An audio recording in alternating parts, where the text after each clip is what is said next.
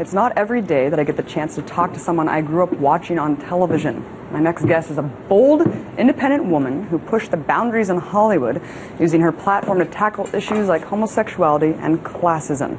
You may know her simply as Roseanne, but she's not only a famous actress and comedian, she's also a social activist and political figure, having just run for president under the Peace and Freedom Party. And that's why I'm especially excited to share my interview with Roseanne Barr. Check it out.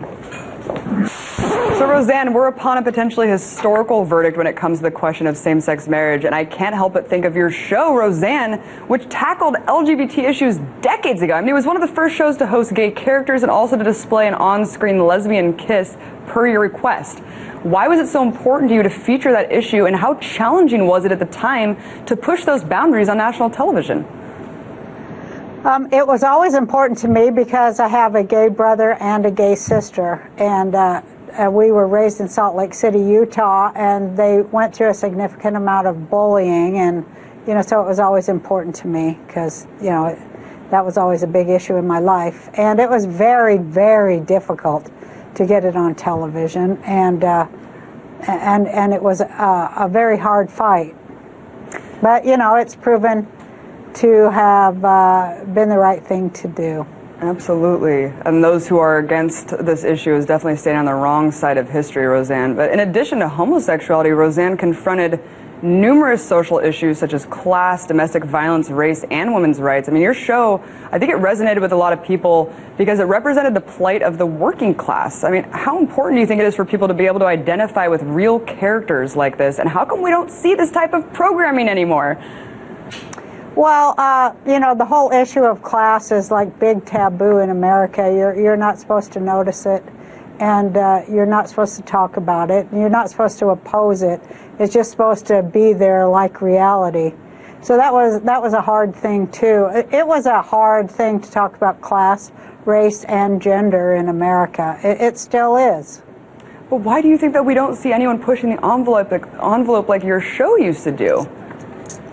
Well, because it's too hard, and the only reason that I was able to do it is because I was just such a committed activist and committed fighter. But I know how hard it is for anybody else. First of all, it's really difficult to see things that are kept invisible, but it's really hard for artists to find their voice in the medium of television. Period. Right. And let's talk about sexism, Roseanne, which I know that you're very vocal about today, especially as I'm looking at your timeline. I mean, I talk about women's rights a lot on this show, and I cannot tell you how many men tell me sexism doesn't exist anymore. And in fact, that sexism against men is actually more of a problem in society. Where is this mentality coming from? It comes from a mentality of sexism. And just by virtue of the things they say, I mean, it's just ungodly ignorant, and it's ungodly ignorant that they have no idea that they're ignorant too. So it's like levels of patriarchy and patriarchal brainwashing and mind control. And I can't help but when, as we're talking about this, think of the Steubenville rape case. I mean, this is a perfect example of how sexism does exist in society. Not only did the rapists get a slap on the wrist, but the media was showing sympathy toward the rapists, their verdict. I mean, is the media and entertainment responsible for perpetuating a rape culture? Yeah, I think the media is responsible for perpetuating a rape culture. And, I mean, it's profitable for the people at the top who run the rape culture, who run it, and, they profit from it. And to say otherwise would be a big fat lie. But so, they don't want any kind of power shifted away from the way they have it set up. They're in a very hierarchical manner with, women's free labor at the bottom, largely slave labor, at the bottom of that big pyramid. You've been a Hollywood insider for so long, yet you've been vocal for so long. I mean, how challenging is it to see your colleagues across Hollywood lacking for the Obama administration when they have so much power and influence that they could single-handedly shape the dialogue when so many people are watching them? Well, I think that, this is a culture of fear, and nobody's more afraid than people in Hollywood. They're afraid that they'll drop out of the top, they're afraid that they'll drop from the bottom of the pyramid, maybe to the middle of the pyramid. But they're the ones. Hollywood is the one that keeps all this power structure and all this culture of racism and sexism and classism and genderism and all of it in place. They continually feed it, and they make a lot of money doing it, and they do it at the behest of their masters who run everything. So, they're not going to get brave enough to do that. I mean, I think that there aren't many of us who are brave enough to do that. And I'm just, I'm lucky that I can do it, and I feel that I do it on behalf of many people in Hollywood too. I go to Hollywood parties, or occasionally I go to Oscar parties and things like that, and people, big stars, people will grab me by the arm and take me aside and say, "I just want to thank you for the things you say." And it blows my mind, but that's the culture. It's a culture of fear for sure. And it's a big culture of mind control too. MK Ultra mind control rules in Hollywood. If you don't know, Google that and look into it. Well, we've talked about Operation Mockingbird, MK Ultra mind control stuff this goes back decades and decades. But Roseanne, do you know people have been blacklisted? Is it just kind of a self-censorship in Hollywood, or do people actually get edged out if they are too much against the grain? Yeah, it's self-censorship after a while, but it's not just a crazy self-censorship. It's self-censorship because there's actually a danger that you will never work again. And people know it. Everybody has friends that it happened to, that maybe you said too much, or maybe you were too vocal on unpopular issues.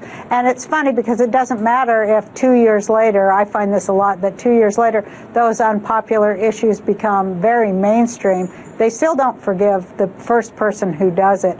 And that's kind of been my story there. When you're first, you're going to be vilified, despite the fact that 2 years later everybody's saying what you said. You're still going to be vilified because you dared. And like they say, the Chinese, the Chinese have a myth or a saying that says the nail that stands up is hammered down, and that's how it is here and everywhere in the world. Right. You don't really want to put yourself at odds with people who decide your future and pay for your work. But sometimes you have to. And I was very lucky that I had a successful show that made me a lot of money, and so that I can do that. And I feel that I owe that to the people I came from, to say those things that maybe they can't say because they're afraid they'll be fired, or they're afraid even that they'll be put in jail or whatever. I'm going to do it because why not? Well, that's why I love you, Roseanne, because you are an artist, you're a comedian, but you use your craft to also really express daring political statements that are too true. And like you just said, years later, all these things are validated. Look at MSNBC 10 years after the Iraq War saying how we were all duped. They were part of the duping. So it's amazing to see, as it's mainstream, we all know these things now. It's easy to come out and say, what happened? We were all sold this war. But Roseanne, weeks ago, you tweeted something that I loved. You said, failed Senate, failed Congress, failed executive branch, failed Supreme Court. People look at this and they agree with you and they say, this corruption, this blatant corruption is why we need less government. What do you say to those people? Well, those people that say they want less government are just a bunch of liars, because, they're trying to get the government on the backs of all the gays right now. So they do not, in fact, want less government at all. They want more government. And it's funny that the whole time they're trying to amp up the government on everybody's personal freedoms and civil rights, they're talking about they want less government. Well, you can't have it both ways. One of the things you people are saying is just a lie. And which one is it? And also, the government has bailed out these banks, which is basically government socialism for what capitalism has turned into, this crony capitalism where socialism is bailing out the capitalists. It's just an amazing hypocritical thing that this country's turned into. But you decided to be the change, Roseanne. You ran for president under the Peace and Freedom Party in the last election, yet the stigma remains. Voting third party is a wasted vote. How dangerous is this to perpetuate the lesser than two evils mentality? It's very, very dangerous, and it's very, very sad. And you know what? I'll tell you, it's very un-American. It's like, you know, they don't like America, and they don't like, you know, what we're all proud of about our country. They want to beat down our right to speak out, our right to dissent, our right to be a whistleblower, to do the right thing. They don't like any of those things, but they won't be able to stop it. So, you know, a word of encouragement from me and from you and from people who think like us is very, very important, and it's very important that it happens over the people's airwaves. And I know you So thank you for what you do. Well, thank you, Roseanne. That means a lot to me. I know that you were also a supporter of Occupy Wall Street, which unfortunately was violently suppressed by militarized police forces all across the country. And Roseanne, I tell people that everything we do every day is political. I mean, every action we take is a vote, essentially. Any more words of advice you can give to people who are watching this and saying, you know, there's nothing that can be done and we don't have a voice? Well, I'd say that's not true. There's so much that can be done, and don't stop now, because we've put a crack in it, and now the light will get in. So don't stop now, whatever you do. Don't stop. And, you know, they talk about Occupy Wall Street and this and that and the other, but, you know, it needs a reboot, like everything having to do with resisting a country being owned by banksters and both parties of its government being owned by banksters. There's no way we can turn our back or quiet down now. It'll only get worse. And so now's the time to amp it up. And for Occupy Wall Street and all these vehicles and venues of resistance, it's time to come together. And I have, my theory is that it's sexism that really beat all those things down.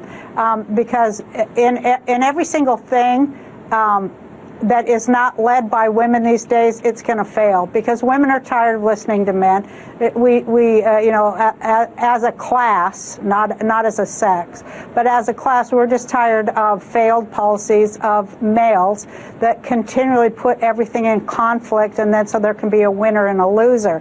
That's not the way women think, and it's not the things that those are not the things that women value anymore. So I think that we're going to find that any method of resistance, any organ of resistance is going to fail unless it is led by women. And I see evidence of that everywhere on earth. And, you know, it's going to come to America, too, and it is coming. And so I just give everybody a heads up to take a look at that and see if I'm not right.